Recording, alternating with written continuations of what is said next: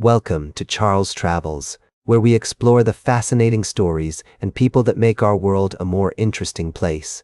I'm your host, Charles, and I'm delighted to have you join me on this journey of discovery. As we travel through the rolling hills and countryside, we often think about the animals that inhabit these landscapes. Today, we're going to talk about cows, specifically dairy cows, and some groundbreaking research that's shedding new light on how they produce methane.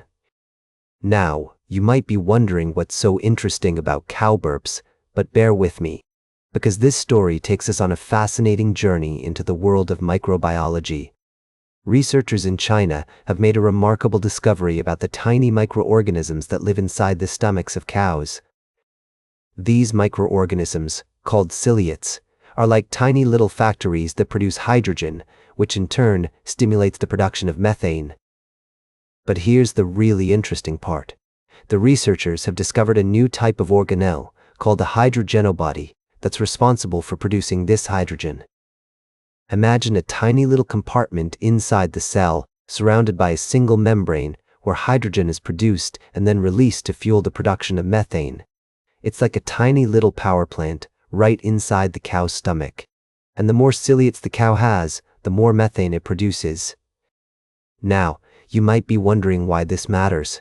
Well, it turns out that cows are responsible for about 30% of the methane produced by agriculture, which is a significant contributor to greenhouse gas emissions. So, understanding how cows produce methane could help us develop new strategies for reducing these emissions and mitigating climate change. As we delve deeper into this story, we find ourselves in the picturesque countryside of Scotland, where researchers are working to understand the complex relationships between cows, microorganisms, and the environment. It's a fascinating tale of science, nature, and the interconnectedness of our world. We'll be right back with more fascinating travel adventures on Charles Travels. Welcome back to Charles Travels. We're taking you on a journey across the country and around the world, exploring the latest news and stories that are making headlines. In our last segment, we took a deep dive into the world of technology and innovation. Now, let's shift our focus to politics and the intriguing developments unfolding in Maine. Governor Janet Mills has announced that she's ending her bid for the U.S. Senate, leaving Graham Platner as the presumptive Democratic nominee. This move has significant implications for the upcoming election, particularly as Platner prepares to face off against incumbent Republican Senator Susan Collins. Platner, an oyster farmer and veteran, has been making waves with his unconventional campaign style and progressive policy positions. Despite facing controversy over past statements, he's managed to rally support from Democratic primary voters who are looking for a fresh perspective in Washington. But not everyone is thrilled about Platner's rise to prominence. Senator John Fetterman of Pennsylvania recently expressed his concerns, stating that Republicans "facing love him" due to his liberal views and controversial comments. This criticism highlights the challenges Platner may face in appealing to a broader audience and winning over moderate voters. As the Democratic Party coalesces around Platner, it's clear that this election will be one to watch. The question on everyone's mind is, can Platner's unorthodox approach and passionate supporter base be enough to take down Senator Collins, a seasoned politician with a reputation for being a formidable opponent? The answer remains to be seen, but one thing is certain. This election will be a thrilling ride. With the stakes high and the candidates ready, Maine is shaping up to be a key battleground in the fight for control of the Senate. Welcome back to Charles Travels, where we've been taking you on a journey across the heart of America, exploring the stories that make our country so unique and fascinating.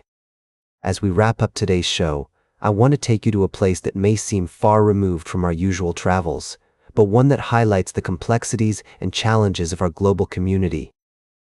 Imagine a ship carrying grain, navigating through international waters, with a cargo that's at the center of a heated dispute between Ukraine and Russia. This vessel, which Ukraine claims was loaded with stolen grain from areas occupied by Russian forces, has been making headlines around the world. Initially, it was headed to Israel, where Ukraine had requested that the cargo be seized. As we delve into this story, we find ourselves in the midst of an intricate web of international politics, trade agreements, and humanitarian concerns. The grain, which is a staple crop for many countries, has become a symbol of the ongoing conflict between Ukraine and Russia. The fact that it was destined for Israel, a country with its own complex history and relationships in the region, adds another layer to this already complicated narrative. As the first reflect on this story, I'm reminded of the countless individuals and families who are affected by these global events. The farmers who work tirelessly to grow the grain, the sailors who navigate the ships, and the people who rely on this grain as a source of food. All of them are connected by this cargo, which has become a pawn in a much larger game.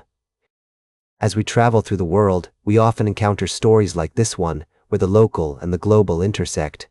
We see how events that may seem distant from our own lives can have a profound impact on communities and individuals around the world. And we're reminded of the importance of empathy, understanding, and compassion in navigating these complex issues.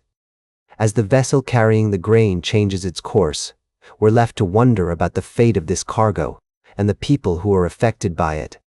Will it find a new destination? Will the dispute between Ukraine and Russia be resolved? These are questions that only time will answer. For now, let's take a moment to appreciate the complexity and beauty of our global community.